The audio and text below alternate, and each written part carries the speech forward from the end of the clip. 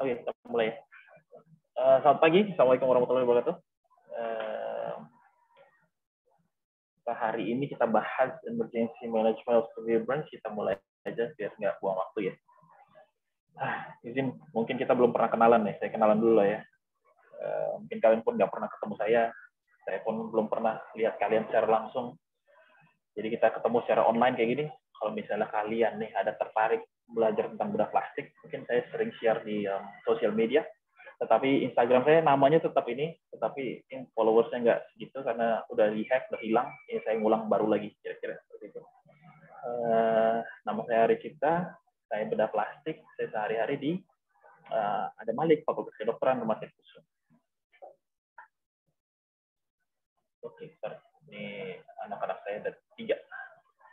Nah, inilah saya sehari-hari di sini harusnya ketemu secara offline dengan kalian, tetapi kita belum bisa dipertemukan secara offline, maka kita online. Nanti kalau misalnya kalian ada kesempatan pastinya nanti koas, ya kita ketemu lagi lah di rumah sakit ini, rumah sakit Haji, Pirngadi, dan rumah sakit Usu. Haji ada Malik maksudnya. Rumah sakit Haji juga kadang-kadang saya ke sana sih. Oke, kita cerita dikit deh tentang bedah plastik itu apa. Jadi bedah plastik ini yang harus kita ketahui adalah sedikit bahas karena kan bedah plastik yang menangani luka bakar kan. Jadi kalau bedah plastik itu biasanya orang tahu tentang kecantikan aja. Jadi orang mau cantik-cantik ya udah dioperasi deh bedah plastik deh. Padahal kecantikan atau estetik itu hanya seperempatnya dari seluruh bagian bedah plastik yang ada gitu.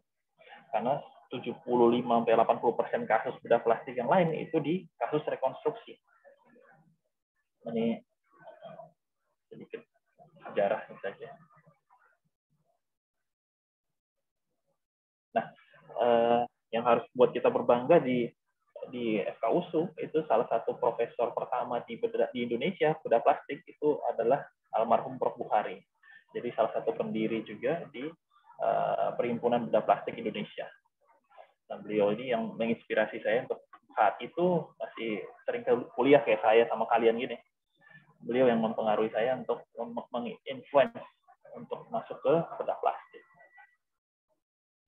Ini tadi saya cerita bedah plastik itu ada 2 subdivisi besar, yaitu ada rekonstruksi, ada estetik. Yang estetik yang tentunya kalian sudah sering lihat lah di media lah, lihat di sosial media, lihat di TV misalnya, lihat di selebgram yang itunya gede, misalnya hidungnya mancung, misalnya itu rata-rata operasi.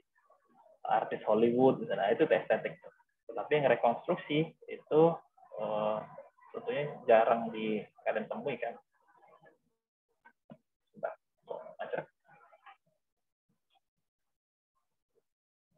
Nah, kalau rekonstruksi itu saya bilang itu from hair to toe. Jadi dari mulai transplantasi rambut, kalau kalian pernah lihat transplantasi rambut misalnya kayak rambutnya Elon Musk misalnya, atau nanti kalian searching ya di Google ya, rambutnya Elon Musk, rambutnya Wayne Rooney misalnya, atau Wayne Rooney tahu ya pemain bola misalnya.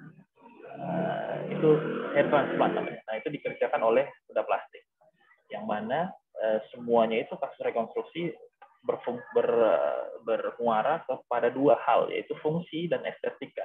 Jadi terkait fungsi dan juga kecantikannya. Rekonstruksi tidak bisa lari dari kecantikan juga kan. Nah, ini salah satu kasus rekonstruksi luka bakar.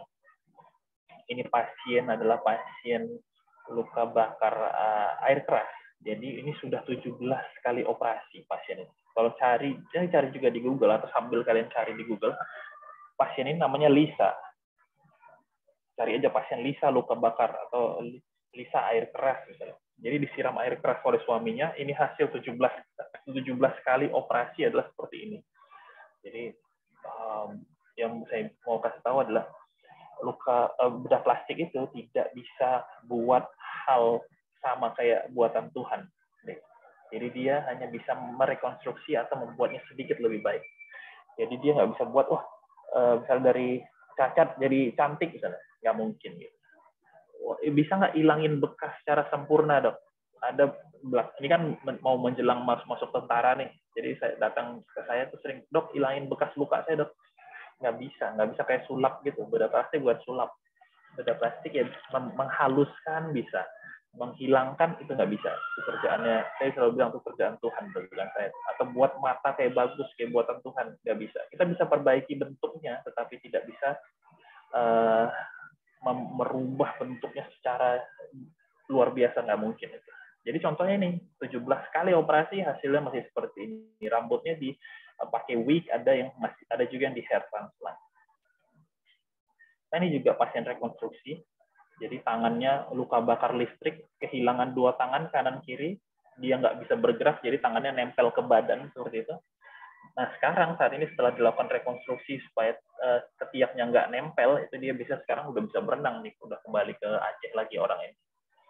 Jadi kita lihat luka-luka yang harus kalian tahu, penyebab luka bakar itu macam-macam, dari mulai api sampai ledakan bom. Bahkan petir itu menyebabkan luka bakar listrik. Jadi tegangannya sangat tinggi. Ada beberapa orang kenapa kok sambar listrik, kena sambar petir terus langsung terkapar diem. Nah itu ada gangguan elektrokardiografinya. Jadi ada gangguan listrik kardiak, gangguan arus listrik di jantung. Nah, kejadian yang paling tinggi luka bakar itu pada usia-usia kita seperti ini, kurang lebih usia dewasa muda ya. Dan paling besar tentunya akibat api, karena kita lumayan sering terpapar sama api, misalnya kayak memasak, kemudian mungkin jalan-jalan, ada yang senang camping, mungkin main api unggun, kayak gitu. Ini kasus-kasus luka bakar, tujuan nanti kita bahas belakangan ya foto-foto ini ya. Jadi tujuan kita, dan ini hal kenapa saya bilang tujuan, karena ini buat kalian sebagai dokter umum ini merupakan hal yang penting, karena luka bakar itu merupakan kompetensi dari dokter umum. Jadi kalian harus mengetahui dari mulai penanganan primer atau penanganan fase akut sampai fase lanjut sampai fase recovery. Jadi tujuan kita 3 untuk luka bakar ini: mempertahankan kehidupannya atau mempertahankan dia hidup, kemudian menstabilkan pada saat masa perawatan, dan juga yang ketiga adalah pasien dapat fungsinya kembali, estetikanya kembali, dan kehidupannya kembali. Kenapa saya bahas seperti itu? Karena banyak kasus yang terjadi kayak gini deh. Kalau kalian pernah lihat nonton film Resident Evil, ya kan? Jadi bisa kayak gini keadaannya. Ini pasiennya masih hidup sampai sehari ini, saya nggak tahu dia masih ada atau nggak. Yang pasti dia hidup keadaannya. Ini pasien yang sekedar kering lukanya. Jadi sekedar kering tanpa memperhitungkan masalah fungsinya. Jadi pasiennya ini nggak bisa lihat karena dia buta, matanya rusak, kemudian hidungnya terpapar seperti ini sehingga sering terjadi radang di hidungnya, dan di mulutnya juga nggak bisa buka secara maksimal karena ada perlengketan jaringan di sekitar sudut bibir. Jadi ini kehidupannya sudah sangat berat. Hanya saja saya bilang dia agak ada sedikit beruntungnya karena dia tidak bisa lihat wajahnya. Dia datang ke rumah sakit tuh ditaruh sama keluarganya, habis itu ditinggal karena pasiennya di keluarga dia pun takut melihat dia kayak monster kan. Jadi kadang-kadang kita mempertahankan hidupnya tapi lupa kita mempertahankan kehidupannya gitu. Mengembalikan kehidupannya. Jadi ini rawat kampung sekian lama baru datang gitu. Sama halnya kayak gini nih. Pasien datang kena luka bakar 3 tahun yang lalu misalnya. Datang kayak gini, kakinya seperti yang di kanan kiri atas itu, kakinya terlipat seperti itu, nggak mampu, nggak bisa pakai sendal, nggak bisa sepatu, apalagi sepatu apa yang muat kayak gitu gede. Terus leher yang sebelah kanan atas itu misalnya bibirnya nempel ke dagunya nempel ke dadanya, yang lebih parah yang di kiri bawah, wajahnya bahkan nempel ke bahu. Ini apakah ini lukanya sembuh lukanya? Apakah ini bagus? Tentu tidak. Karena ini tadi saya bilang pasien atau orang kampung tadi, atau misalnya dokter yang merawat saat itu kurang gitu paham tentang perawatan atau pasien-pasien pencegahan supaya tidak terjadi seperti ini. Jadi kalau kasus seperti ini, terbaiknya adalah tidak dioperasi sebenarnya, tapi kita cegah. Jadi penanganan lukanya itu lebih maksimal. Jadi bukan sekedar kering 2 minggu, udah kering nih, ya udah habis itu dibiarin. Nanti bertahun-tahun kemudian dia lengket tiba-tiba karena tidak kita lakukan namanya proper positioning. Nanti kita bahas proper positioning di belakang ya. Nah, ini keadaan yang juga sangat mengenaskan buat adik kecil. Kalian bayangin anak kecil, bibir kita gak kita tarik ke bawah, itu kita ngomong aja nggak bisa. Ini bibirnya nempel ke leher, hampir nempel ke dada. Kalian bayangkan buka mulut aja sakitnya adik. Jadi dia mau batuk, misalnya bersin, bahkan nguap, itu udah sangat tersiksa buat si adik kecil ini. Jadi kita bayangkan kondisi-kondisi pasien ini kita tolong dengan kondisi seperti ini. Jadi ini pasien datang setelah ini setahun kena luka bakar baru dia datang. Sementara kalau kita lakukan treatment dengan baik di awal, itu tidak akan terjadi hal seperti ini. Atau kalaupun terjadi itu minimal sekali, nggak sampai berat kayak gini kondisinya. Matanya sampai kebuka gitu deh. Kalian bayangkan adik ini keratitis kanan kiri. Matanya nggak bisa nutup, tidurnya nggak bisa nyenyak. Kalau tidur harus pakai kasa ditutup matanya atau kain. Jadi sekali lagi, kalau kita sebagai dokter apapun itu, jadi kita jangan hanya menyelamatkan hidupnya, tapi kualitas hidupnya juga kita harus pikirkan, adik-adik sekalian. Jadi, nah, kenapa saya bahas kulit? Walaupun tadi kondisi-kondisi tadi yang kontraktur tadi, yang lengket-lengket tadi, itu bukan hanya kulit permasalahannya. Masalahnya di otot, di tulang, di tendon, semua bermasalah itu. Tetapi kalau luka bakar, hal yang paling awal terkena adalah kulit. Ini boleh kalian screenshot karena ini kulit kita adalah salah satu organ terbesar di tubuh kita juga.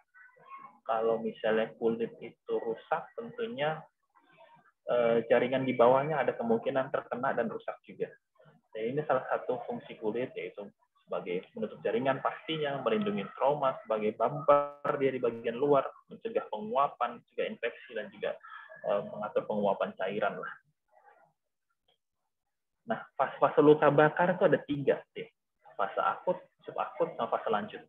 Nah, orang biasanya cuma, udah kering nih, sampai fase subakut saja. Mereka lupa sampai fase lanjut itu ada. Jadi fase penyembuhan luka itu kurang lebih sampai 1 tahun. Nah, hal yang dibuat lalai ini makanya kita terjadi tadi kasus seperti yang belakang tadi, ya kayak yang sebelumnya, ada kasus kontraktur, ada hypertrophic scar, ada keloid, ada bekas luka yang tidak bagus, sampai terjadi perlengketan tadi, atau nama penyakitnya adalah kontraktur. Nah, banyak orang bilang, oh keloid itu bakat. Benar, Bang. Kalau saya tidak sepenuhnya setuju dengan kata bakat pada keloid. Lebih ke pigmentasi sebenarnya. Jadi, kalau kalian yang kulitnya putih, itu cenderung, contohnya misalnya kayak orang Asia Timur, misalnya orang Cina, Jepang, Korea, atau kulit yang lebih putih lagi orang Kaukasia atau orang bule misalnya, itu hampir tidak pernah terjadi keloid. Hampir ya, bukan nggak ada, tapi hampir tidak pernah terjadi, karena ada pembagian skala Fitzpatrick namanya. Jadi kalau orang bule, orang Asia Timur itu, atau kalian yang mungkin kulitnya ada kulit yang putih sekali, ada tuh orang Nias misalnya, orang Nias ada yang putih banget, ada orang Batak ada juga yang putih banget. Itu kulitnya bisa jadi, atau pokoknya warna kulit yang cenderung putih deh, apapun itu rasnya sebenarnya. Jadi dia cenderung keloid itu lebih rendah. Nah, kelemahannya orang kulit putih ya, ini sedikit intermezzo ya. Jadi kelemahannya orang kulit putih, kecenderungan dia keriput itu lebih tinggi. Jadi kalau orang kulit putih, kecenderungan keriputnya atau kelihatan lebih tuanya itu lebih cepat dibandingkan orang yang kulit lebih gelap. Nah, kalau orang kita nih, misalnya Asia Tenggara, itu tengah-tengah, bisa jadi gampang keloid, bisa jadi enggak. Nah, kalau yang enggak, tentunya kita harus perawatan luka yang lebih baik. Nah, perawatan luka yang lebih baik itu bagaimana? Jadi kalau habis luka, misalnya luka gores, misalnya, kita balut, tekan kurang lebih selama 3-6 bulan. Itu pasti nggak jadi keloid. Jadi ada penanganan khusus ya, Mas. Dan itu tentunya harus kontrol rutin, rawat luka, di laser, itu bisa jadi halus. Jadi kalau kalian punya, atau sudah terjadi keloid misalnya saat ini nih, misalnya ada keloid kayak saya nih, kanan kiri, di bawah saya kecil sih, sebesar jempol misalnya, sebesar jempol keloidnya, rata sekarang karena saya rawat dengan laser sama injeksi. Itu bisa dirawat. Tapi kalau hilang mungkin nggak bisa, tapi untuk dirawat masih bisa. Kira-kira seperti itu deh. Nah, ini juga kalian bisa screenshot, adik-adik sekalian. Karena dengan satu slide ini, kalian bisa tegakkan diagnosa luka bakar. Jadi, grading luka bakar itu ada 4 kurang lebih. Jadi ada 1, 2A, 2B, sama grade 3. Dari satu slide ini, kalian bisa, oh, tahu nih, kira-kira saya lihat luka bakar itu, ini grade berapa, misalnya. Contohnya kayak kalau misalnya grade 2A, kalau grade 2A itu ada bula. Bula itu kayak ada tonjolan kecil berisi cairan, nah itu pasti 2A, nggak mungkin 2B. Kalau 2B rata-rata bulanya udah pecah atau dia kuritnya sedikit agak lebih cekung. Nah, kalau grade 3 itu sangat hancur atau kering sekali seperti gambar di kanan bawah. Jadi kering, tidak nyeri. Jadi kalau kita cubit nggak sakit, nah itu udah kira-kira grade 3. Kalau grade 1 atau luka bakar yang biasa mungkin kita sering alami juga, misalnya pasien kita berenang gitu, berenang tanpa pakai sunblock, itu bisa jadi kita jadi luka bakar derajat 1 kena panas matahari, apalagi di negara kita yang tropis seperti ini. Ini dia kurang lebih ini kalau pasien ini adalah pasien luka bakar akibat ledakan granat, jadi ini hal yang nggak bisa diselamatkan sebenarnya. Nah, pertolongan pertama untuk luka bakar. Nah, ini harus kalian ketahui juga, mungkin bisa kalian share juga ke grup WhatsApp keluarga mungkin. Kalau misalnya luka bakar itu jangan pakai macam-macam. Misalnya gini, kalian sendiri misalnya masak, terus tiba-tiba kecipratan minyak panas. Jangan dikasih odol, udah salah ya. Kalau dikasih odol, lukanya makin dalam deh. Atau dikasih kecap, atau dikasih minyak goreng lagi katanya. Ya makin dalam, karena kalau misalnya pakai odol itu ada fluoride, ada fluornya, itu tentunya akan mengikis lapisan kulit sehingga menjadi lukanya menjadi lebih dalam lagi. Mungkin ya itu tadi, orang dulu pakai odol itu karena warnanya putih, dan kebanyakan krim luka bakar itu warnanya putih. Jadi mungkin pikirnya sama kali. Padahal enggak, pakai odol itu pedes jadi. Apalagi kalau kalian siram luka kalian pakai alkohol, wah biar bersih, biar steril, ya makin luka lah. Kalau luka itu cukup, misalnya ada luka bakar, cukup pakai air saja. Kalau nggak ada salep yang bagus, ya nggak ada krim, nggak ada salep antibiotik, nggak ada krim luka bakar misalnya, ya udah cukup pakai air, terus kompres pakai handuk basah misalnya. Ya udah, habis itu biarin atau bawa ke rumah sakit atau sambil cari krim atau salep untuk luka bakar. Jadi, nah, luka bakar ini jarang sekali ya kalau misalnya terjadi di jalan gitu. Kalau misalnya ketemu luka bakar, dihentikan proses kebakarannya, bajunya yang terbakar dibuka, dilepas, kemudian diselimutin supaya dia tidak hipotermia. Tapi kalau di rumah sakit ya tentunya sama, harus dilucuti semua bajunya. Ya, jadi pasien tinggal menggunakan pakaian dalam atau ya ditutup pakai selimut rumah sakit saja gitu. Atau nanti pada saat internship misalnya ketemu, jangan dipertahankan itu bajunya, dibiarin, karena proses terbakar itu akan terus berlanjut, karena baju atau apa yang dia kenakan itu masih menyimpan panas. Nah, ini kriteria luka bakar, mohon maaf nih tulisannya kepotong nih. Ada kriteria ringan, sedang, dan berat. Sorry.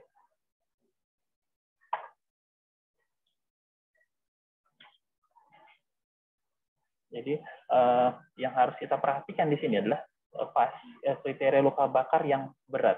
Karena ringan dan sedang itu biasanya bisa kita rawat jalan atau dirawat atau dipulangin aja gitu. Tapi kalau udah kondisinya udah berat, tentunya kita harus lakukan perawatan atau rawat rumah sakit. Walaupun dia hanya 1%, tapi kenanya ke tangan, ke wajah, kayak tadi kasus tadi, ke telinga, mata, ke kaki seperti yang tadi saya tampilkan, atau ke genitalia atau perineum, itu harus kita rawat. Walaupun cuma 1%, kecil aja, misalnya kelaminnya kecil misalnya, tapi kena ke kelaminnya, nah, itu harus dirawat. Karena kita bisa terjadi kebayang kalau misalnya kontraktur di penis misalnya, wah itu pasti orangnya mending, wah Pak, mending saya mati aja Pak, kontraktur di penis ya, dibanding daripada di wajah. Karena apa? Karena nggak bisa ereksi, bisa jadi nggak bisa buang air kecil dengan baik, bisa jadi juga. Atau di perineum misalnya, luka di perineum, pasien nggak bisa buang air besar, nah itu juga akan menjadi menjadikan masalah yang sangat besar kalau misalnya kita tidak rawat dengan baik. Nah, ini ada fase luka bakar yang tadi kita udah bahas. Fase luka bakar yang lanjut, jangan lupa kita pasien tuh suruh kontrol dan berobat jalan secara rutin, karena kita takut pasien tadi datang dengan kondisi kontraktur seperti yang tadi kita bahas. Oke, nah ini ada sedikit buat informasi buat kalian. Nah, kalau kalian nanti tentunya kalian nanti bakal jadi dokter semuanya, bakal jadi dokter umum pada awalnya, dan tentu pada saat dokter umum kita kadang-kadang perlu cari pengalaman kerja setelah selesai internship, ya kan. Nah, untuk masuk ke perusahaan besar, untuk masuk ke rumah sakit besar, biasanya rumah sakit atau perusahaan tersebut mengharapkan kita sudah mempunyai sertifikasi tertentu, seperti ATLS, ABLS seperti ini, atau EMSD. EMSD itu Early Management of Severe Burns, ABLS Acute Burn Life Support, atau ACLS, dan itu bisa juga. Dan itu baiknya kalian ambil secepatnya, segera sebelum kalian internship bisa jadi, atau segera setelah internship. Jadi pada saat kalian masuk ke dunia kerja, udah siap, udah ready dengan sertifikasi yang terafiliasi secara internasional. Jadi kalian juga bisa kerja, kalau misalnya mau kerja di luar negeri juga bisa, tapi udah ada sertifikasi gitu. Jadi misalnya kerja sebagai dokter haji misalnya, itu bisa tuh masuk. Tujuannya adalah untuk life saving atau organ saving atau limb saving. Jadi kalau kalian punya sertifikasi internasional seperti ini. Ini juga saat kalian bisa screen capture EMSD. Nah, ini kira-kira rangkuman dari kursus EMSD. Jadi kursus yang harganya berapa tuh? Kurang lebih harganya 5 jutaan ya, kalau saya pun lupa. EMSD itu Early Management of Severe Burns. Nah, ini rangkumannya di satu slide nih. Kalau kalian udah mau nanti ikut EMSD, kalian bisa baca di slide ini, kalian kira-kira udah paham. Jadi ada ABCDE yang warna merah ini adalah airway, breathing, circulation, disability, and exposure. Itu di primary survey. Nah, perbedaannya dia dengan ATLS, dia ada first aid-nya. Ada fluid, analgesia, test, sama tubes. Jadi ada FATT. Fluid itu apa? Cairan yang kita berikan. Itu apa aja? Misalnya cairan kristaloid kah, koloid kah, atau kita berikan parenteral kah, misalnya. Kemudian analgesinya, anti nyerinya apa? Mau berikan obat-obatan biasa, Panadol, paracetamol misalnya, atau kita berikan kayak morfin atau NSAID, apa kita mau berikan. Kemudian tes, kita lakukan apa? Tes, misalnya tes cek darah rutin, kemudian CT scan, kemudian macam-macam tes yang kita lakukan. Tubes itu pasang selang nasal untuk nasogastric tube untuk makan, atau pasang selang kateter untuk dia bisa mixing. Kemudian setelah first aid, baru kita lanjutkan di secondary survey. Adik-adik sekalian, kalau misalnya nanti ada pertanyaan, ini kan kita kayak belajar aktif lah ya, jadi nggak harus dijelaskan detail per slide. Jadi kalau kalian ada pertanyaan, nanti tanya di akhir ini ya, akhir pertemuan kita ini ya. Nah, ini yang paling penting nih, airway. Kalau nggak ada airway, nggak ada breathing, nggak ada circulation. Artinya hal yang paling diawasi di awal adalah airway, jalur nafas. Jalur nafas itu penting lah. Kalau misalnya nggak ada jalur nafas yang bagus, tentunya breathing-nya terganggu, nggak ada distribusi oksigen ke seluruh jaringan, dan pasiennya tentunya akan gagal nafas dan meninggal. Jadi kalau misalnya yang kiri itu gambar airway yang normal, yang kanan itu airway yang terganggu. Biasanya kalau luka bakar berat itu ada trauma inhalasi. Jadi pas kaget gitu, kaget dia luka bakar, terus dia hirup. Pas kaget otomatis kan kita tarik nafas ya.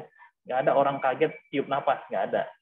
Orang kaget pasti tarik nafas masuk hawa panas tadi, merusaklah saluran nafas tadi sehingga menjadi hiperemis dan menjadi mengecil seperti gambar di kanan bawah. Nah, kalau misalnya seperti itu sudah terjadi, maka kita nggak bisa pakai intubasi. Kalian tahu intubasi ya, pakai selang begitu ya untuk jalur nafas. Nah, itu nggak mungkin masuk tuh, nggak mungkin, kecil sekali tuh jalurnya.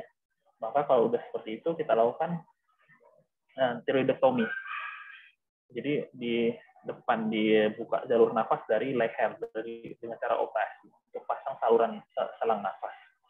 Jadi kira-kira seperti itu. Nah, kalau sebelum terjadi keadaan seperti yang di kanan, gambar di kanan, maka kita lakukan intubasi profilaksis. Jadi sebelum itu kita lihat, oh kemerahan nih, kira-kira kayaknya bakal menyempit nih jalur nafasnya. Kita pakaikanlah selang nafas. Nah ini tanda-tanda cedera inhalasi, boleh kalian screenshot juga. Kalau pasien terperangkap di suatu ruangan tertutup, itu udah kemungkinan besar terjadi trauma inhalasi atau bulu hidung terbakar kelihatan gitu. Nah, indikasi intubasi tadi seperti saya bilang ada eritema, merahan pada sekitar jalur nafas seperti tadi, kemudian perubahan suara, ada stridor, tachycardia, untuk kita. Oke.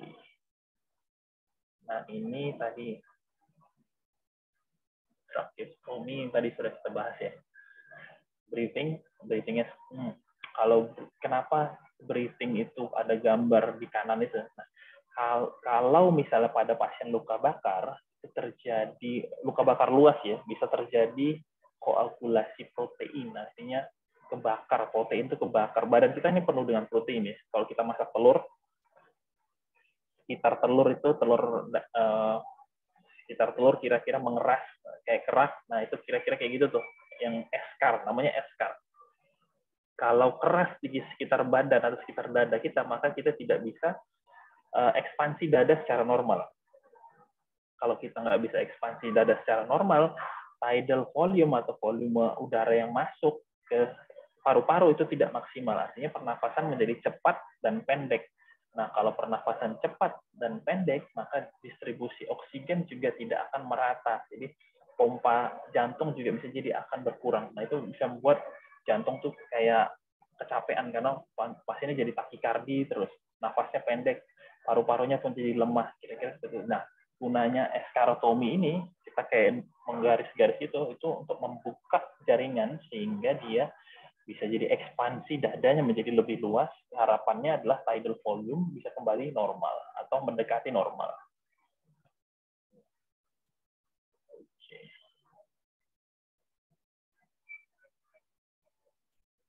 Nah, ini juga, ini permasalahan di sirkulasi. Jadi kalau sirkulasi tadi kayak kita cerita, ini pasien anak kecil ini ada luka bakar luas di badan, di lengan, di tangan. Kita lakukan sama eskarotomi tadi, kita digaris-garisin seperti itu, pokoknya bukan digarisin, ini dengan potongan dengan pisau ya. Dan ini semua dilakukan secara emergensi tanpa bius. Karena sekali lagi luka bakar grade 3 itu tidak nyeri, jadi kita lakukan secara emergensi tanpa bius supaya menyelamatkan organ tadi, organ saving, limb saving, sama life saving. Kalau dia nggak bisa nafas, sebenarnya kan kita akan bermasalah tuh pasiennya. Nah, tanda-tanda kompartemen sindrom ada 4. Ada pain, paralysis, pulseless, sama paresthesia. Oke, nah ini eskarotomi. Eskarotomi tadi, jadi ada polanya untuk menggaris-garis badan ini, ke asal potong-potong aja. Jadi ada pola untuk di dada, ada pola untuk di kaki, di lengan, di tangan, ada masing-masing. Nah, gunanya tadi untuk memperlancar sirkulasi, kalau di dada untuk ekspansi dinding dada yang lebih luas. Ini juga sama, hanya saja ini fasciotomi, lebih dalam lagi daripada eskar, dia sampai mendekati fascia atau di atas otot. Nah, kalau ini kalian udah tahu ya cara menilai GCS ya. GCS wajib itu dinilai dengan GCS. Kalau dia ada penurunan kesadaran, tentunya kita harus lakukan CT scan untuk melihat apakah ada benturan di kepala atau tidak pada saat trauma tersebut. Nah, ini exposure untuk lihat luas luka bakar, kita nilai. Kita lihat di sini. Nah, untuk luas luka bakar ada 3 cara sebenarnya deh. Ada cara yang pertama dengan mengukur pakai telapak tangan atau palmar examination namanya. Yang kedua ada rule of 9 seperti yang gambar di kiri, dan yang ketiga ada namanya Lund and Browder chart. Nah, yang paling umum atau paling sering digunakan adalah cara kedua. Ada rule of 9. Kenapa? Karena rule of 9 ini caranya yang paling cepat, walaupun tidak 100% akurat, tapi dia cepat. Karena kita mau penanganan primer survey yang cepat juga. 15-20 menit primer survey harus udah beres. Nah, kalau yang tepat 100% itu pakai Lund and Browder chart. Nah, itu agak sulit menghafalnya karena dia berbentuk tabel. Kita sesuaikan berdasarkan umur dan gender juga, jadi perbedaan di situ. Jadi yang paling cepat dan paling umum digunakan adalah rule of nine. Jadi ada perbedaan antara anak-anak dan dewasa seperti yang digambar. Oke, ini hal yang penting di dalam luka bakar adalah pemberian cairan. Pemberian cairan itu kita sesuaikan dengan namanya Parkland formula atau yang menemunya adalah Baxter. Jadi anak-anak koas bahkan mungkin karena nggak diajarin pada saat kuliah kayak keahlian gini, mereka berpikir bahwa Parkland dan Baxter itu adalah orang yang berbeda. Padahal itu adalah sama. Parkland itu adalah nama tempat, Baxter itu nama orangnya. Jadi konstanta yang digunakan adalah 4 ml per kilogram berat badan per persen luka bakar ditambahkan dengan maintenance. Nah, untuk kemudian di bawahnya itu ada muridnya si Baxter namanya Pruitt. Pruitt itu dia memberikan tambahan lagi kalau misalnya dia ada luka bakar atau dengan trauma inhalasi berat, maka ditambahkan 2 ml per kilogram berat badan per persen luka bakar selama 24 jam di awal. Nah, kalau tadi pada usia dewasa, pada dewasa 4, konstantanya 4, kalau pada anak-anak konstantanya dibagi jadi 2. Jadi, kemudian maintenance-nya pakai maintenance holiday segar. Holiday segar itu nanti belajar di bagian anak, tapi kurang lebih seperti ini pemberiannya. Boleh kalian screenshot untuk kalian baca-baca di akhir nanti. Jadi, saya jelaskan kenapa 4 tadi konstantanya. Konstanta 4 itu karena pasien luka bakar kebanyakan atau 3/4 cairan yang berada di dalam pembuluh darahnya itu keluar ke interstisial, ke ekstravaskuler lah intinya. Jadi pasien cenderung gemuk, lebar, kembung air kalau orang bilang. Karena cairannya keluar semua. Kalau ibarat kita kan pembuluh darah kita, darah ya betul-betul di dalam pembuluh darah. Paling ada sedikit ke kapiler, ke kulit adalah. Tapi tidak seperti pasien luka bakar. Itu hanya 1/4 cairan yang berada di dalam pembuluh darah sehingga pasien rata-rata mengalami dehidrasi walaupun dia kelihatan gemuk. Nah, itulah makanya diberikan 4 tadi, 1/4 yang tadi supaya dia mencegah terjadinya dehidrasi. Nah, kalau pada anak-anak pun hal yang sama. Hanya saja itu kayak gini dibagi 2. Nah, untuk monitoring luka bakar itu sangat simpel sebenarnya. Cuma yang kita perlu awasin cuma 2. CVP, Central Venous Pressure, dan produksi urin per jam. Jadi kalau target urinnya per jam adalah dewasa 0,5 sampai 1 kg berat badan per jam. Kalau anak 1 sampai 2 cc per kilogram berat badan per jam. Nah, ini ada untuk perawatan luka bakar adalah baiknya seperti ini deh. Jadi kurang lebih dia tempat tidurnya seperti ini, cukup lebar, supaya dia bisa bermanuver miring kanan kiri, kemudian ada katrolnya di atas untuk mengangkat dia ke tempat tidur yang lain untuk dibersihkan, kira-kira seperti itu. Nah, ini ada tempat tidur juga yang untuk pasien-pasien yang tidak sadar, nggak bisa miring kanan kiri. Ini salah satu tempat tidur yang termahal di dunia. Harganya miliaran, isinya juga gantinya banyak, karena ini isinya pasir halus yang steril, diganti tiap hari. Jadi pasien luka bakar, pasien dekubitus masuk sini istirahat, jadi pasirnya yang gerak-gerak sendiri supaya dia pasiennya kayak dibolak-balik gitu. Jadi keluar pun pasien dalam keadaan lebih steril, lebih bersih. Kalau ini bak mandi buat pasien luka bakar. Jadi itu kenapa ada katrol di atasnya itu untuk mengangkat dia, kemudian kita bersihkan dalam bak mandi, cuci bersih, kemudian diangkat lagi dijemur. Bukan dijemur kayak pakaian ya, tapi dijemur, dibersihkan, dikeringkan dalam kondisi wangi. Jadi pasien luka bakar itu harus kondisi wangi dan bersih. Ini saya skip dulu. Kita bahas tentang chemical injury. Chemical injury kalau kita, beberapa kali kan kita lihat di TV banyak orang disiram ya pakai air keras dan lain-lain. Nah, yang harus kita ketahui adalah jangan pernah cuci cairan asam dengan basah, itu makin dalam lukanya. Jadi cairan yang terbaik adalah tentunya ya pakai ini aja, pakai cairan biasa, NaCl, RL itu kita gunakan. Jadi solution for pollution is dilution. Jadi lebih baik dengan air saja biasa. Nah, ini contohnya dengan luka bakar kimia tadi sampai terkelupas semua kulitnya, rusak.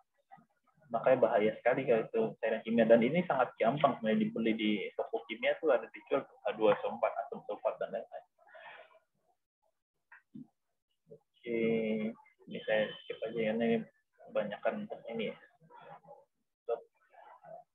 Spesialis PPDS bedah ini buat kalian. Penanganan utama misalnya kayak contohnya gini ya, rawat luka kayak gini. Nah, kalau misalnya luka pas yang harus kita pahami, luka atau epitel atau kulit baru pada pasien itu, pada pasien luka bakar atau pasien apapun, itu nggak tumbuh kayak tanaman ya, nggak dari dalam kulit keluar muncul kayak bunga gitu, nggak gitu ya, tapi dari sekitar dia, dari kanan kirinya. Jadi kalau kita punya luka, luka itu mengecil secara diameter, kecil, bukan dari bawah ke atas tumbuhnya. Nah, ini yang di putih ini kenapa dibuang pakai pisau, karena dia menghalangi pertumbuhan epitel. Jadi epitelnya nggak bisa merambat karena dia dihalangi oleh jaringan putih atau slug namanya. Jadi harus dibuang dan kita harapkan pertumbuhan epitel lebih cepat. Nah, ini kita bahas tadi proper positioning untuk mencegah kontraktur. Ini yang harus kalian ketahui juga. Kalau pasien punya luka bakar di sekitar ketiak atau badan, kita harus posisikan badannya jangan sampai nempel ke lengannya supaya dia tidak lengket. Sama halnya di leher tadi, lehernya harus terjadi hiperekstensi biar nggak lengket dari dagu, nggak nempel ke dada, atau di lengannya juga kita harus posisikan seperti yang di kiri bawah supaya dia tidak lengket, kakinya juga. Nah, kalau misalnya nggak ada alat-alat seperti ini kan alat-alat mahal ya, itu bisa pakai alat-alat modifikasi biasanya, pakai kardus. Kalau saya ya, pasien-pasien BPJS biasanya kan low budget ya, jadi kita pakai kardus. Kalau ini alat-alat yang mahal-mahal ini nggak mungkin dapat di Indonesia nih, kecuali beli ya. Kalau BPJS mau nggak dapat pasti. Nah, kalau udah terjadi keadaan seperti ini, tentunya ya bisa kita lakukan operasi, hanya saja kan nggak maksimal. Makanya saya bilang lebih baik kalau untuk kontraktur ya, lebih baik mencegah daripada mengoperasi. Ini juga ini kontraktur, dilurusin tangannya tadi, ini juga kontraktur. Nah, ini yang sering anak-anak tanya nih, sering PPDS bahkan tanya juga tuh apa. Ini pasien dimasukin balon ke badannya. Nah, yang harus kalian ketahui di bedah plastik itu, walaupun namanya plastik, kita nggak pernah pakai plastik. Ya deh, nggak pernah kita pakai plastik ember gitu, plastik asoy untuk bungkus apa, itu nggak pernah. Plastik itu artinya kita ambil bahan dari tubuh kita sendiri. Jadi dari bahan tubuh sendiri diputar-putar jadi payudara kayak gini. Jadi ini balon dikembangin kurang lebih selama 2 bulan, udah tumbuh jaringannya lebih banyak, kita buat seperti ini. Makanya kita bilang plastik itu artinya dari bahasa Yunani kuno yang berasal dari bahasa plastikos yang artinya membentuk. Nah, ini kontraktur, keloid, seperti saya ceritakan tadi.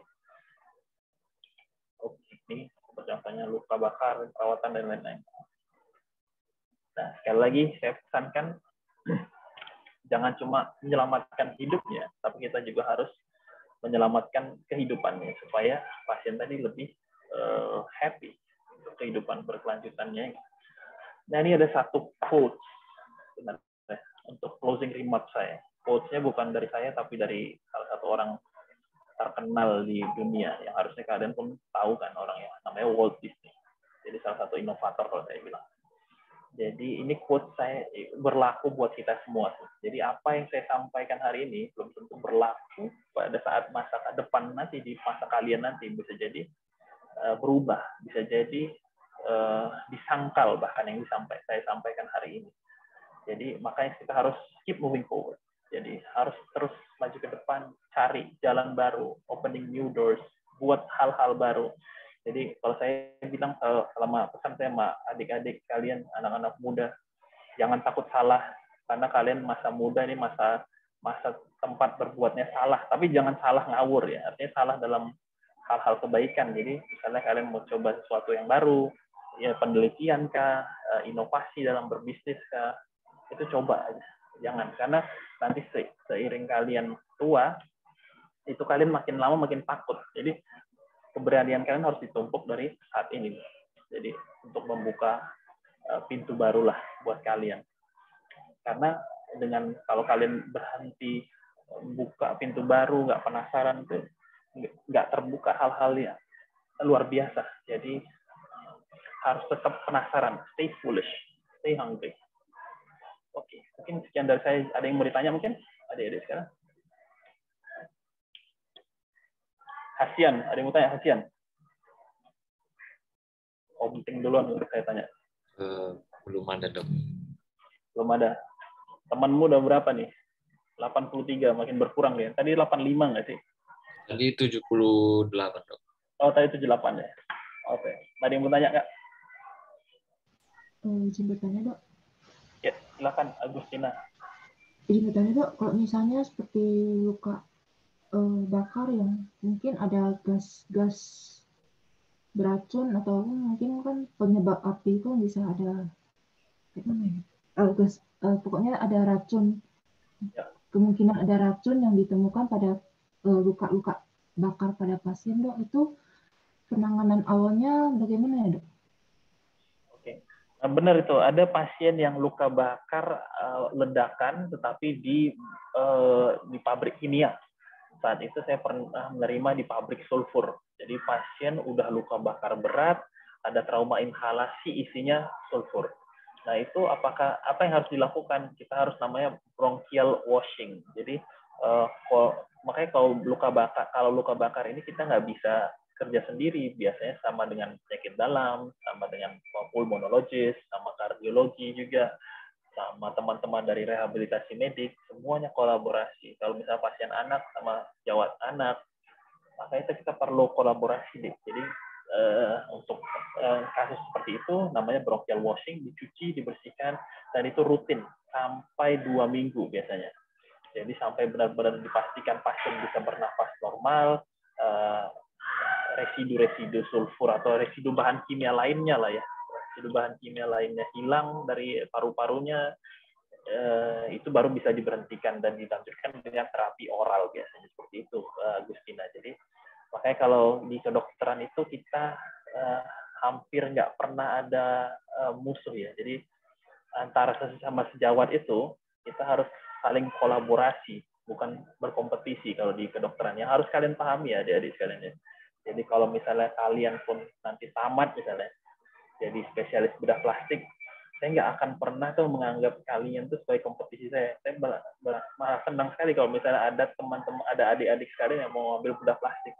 Kita besarkan divisi, besarkan bedah plastik, itu akan kolaborasi itu akan jauh lebih menyenangkan dibandingkan kompetisi. Karena sekarang eranya seperti itu sih, jadi makanya, dan itu mungkin bisa diawali dari dunia kedokteran yang kecil ini. Jadi kita makanya kekeluargaan di kedokteran itu sangat erat, ya itu tadi karena kolaborasi kita pun sangat kuat dari dulu sampai hari ini. Gitu ya Agustina. Jadi barengan, kerjasama barengan sama dokter lainnya, dokter spesialis lain. Cukup menjawab Agustina? Bisa, Dok. Terima kasih, Dok. Oke. Ada lagi yang mau tanya mungkin? Izin bertanya, Dok. Oke. Nathaniel ya? Iya, Dok. Oke, ya. Silakan.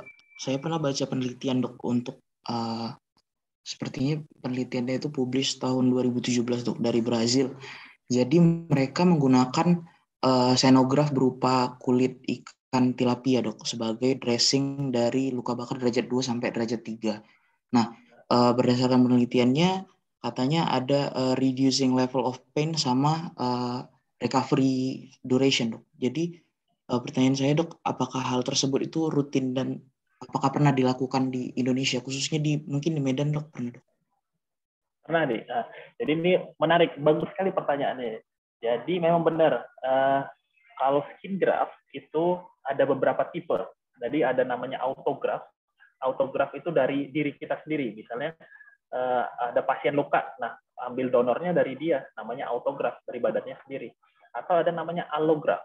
Allograft itu dari misalnya kakak yang sesama spesies, misalnya sama orang tuanya boleh, sama adiknya boleh, itu namanya allograft, atau dari orang lain lah intinya. Ada namanya isograf. Isograf itu dari kembaran dia. Kembaran, misalnya ya kembar identik, misalnya, ya isograf. Nah, yang terakhir ada prostetik grafi, yaitu prostetik tempelan sekedar, misalnya ganti balutan dan lain-lain. Ada yang namanya xenograft, yang seperti tadi Nathaniel tanyakan. Nah, xenograft itu bisa dari beberapa spesies. Ada spesies ikan atau misalnya spesies mamalia. Kalau ikan bisa dari ikan tilapia atau ikan cod misalnya. Kalau mamalia itu bisa berasal dari babi. Nah, apakah itu pernah saya lakukan? Pernah. Pada saat saya pendidikan. Itu pakai kulit babi. Kenapa kulit babi? Karena ini tentunya saya inform consent dulu ke pasien. Nggak mungkin pasiennya, wah saya ditempel kulit haram misalnya. Ya kan, harus dikasih tahu, Bu, ini saya tempel kulit babi ini untuk menyelamatkan nyawa ibu, kira-kira gitu. Karena dia luka bakarnya sangat luas, sehingga kita tidak bisa ngambil kulit dari badannya sendiri. Maka itu kita perlu kulit dari luar. Sebelum kita bahas kulit ikan, saya bahas kulit babi dulu. Kenapa kulit babi itu bagus dan nempel saat semua xenograf itu bakal lepas ya, jadi nggak bakal nempel jadi kulit permanen, dia kayak jadi perantara saja. Jadi dia nempel sementara. Kalau kulit babi kenapa bagus? Karena dia konsistensinya itu mirip dengan konsistensi kulit manusia. Sama halnya kalau misalnya nanti kalian mungkin ada yang ngambil spesialis bedah, itu latihan operasi perut itu pakai perut babi, pakai babi hidup. Saya dulu juga latihan pakai babi karena posisi letak usus, hati, jantung itu sama semua dengan kondisi. Jadi kalau buka perut babi kurang lebih sama kayak perut manusia. Bedanya apalagi kulitnya sama persis.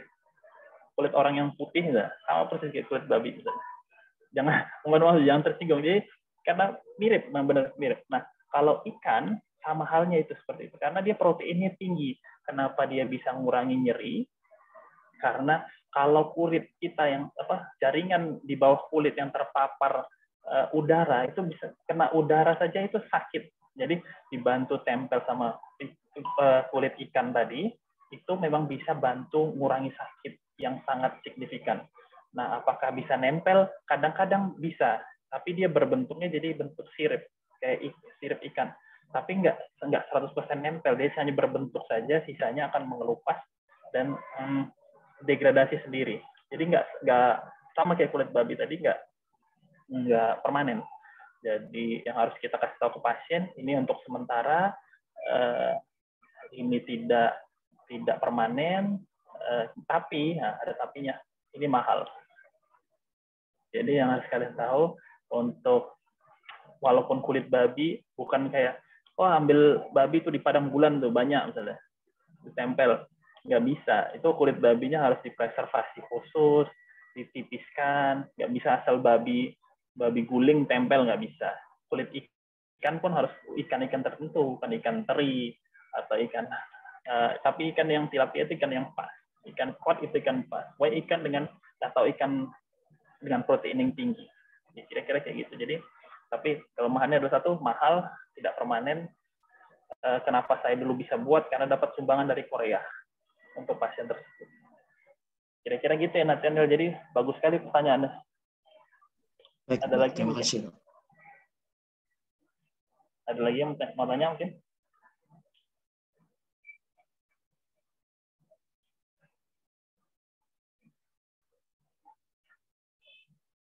Habis? Jadi,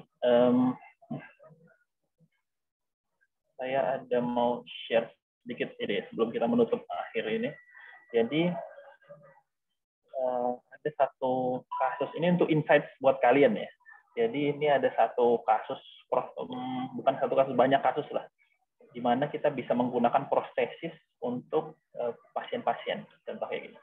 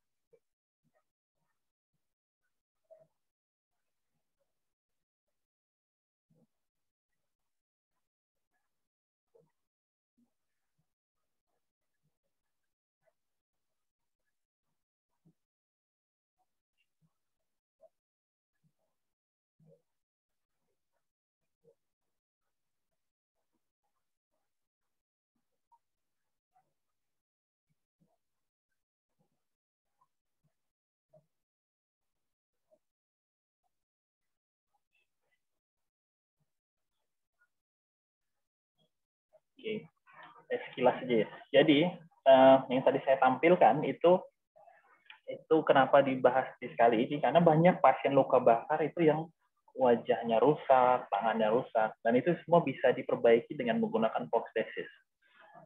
Jadi nggak harus operasi, prosthesis saja. Dan itu semua dilakukan oleh dokter rehabilitasi medik.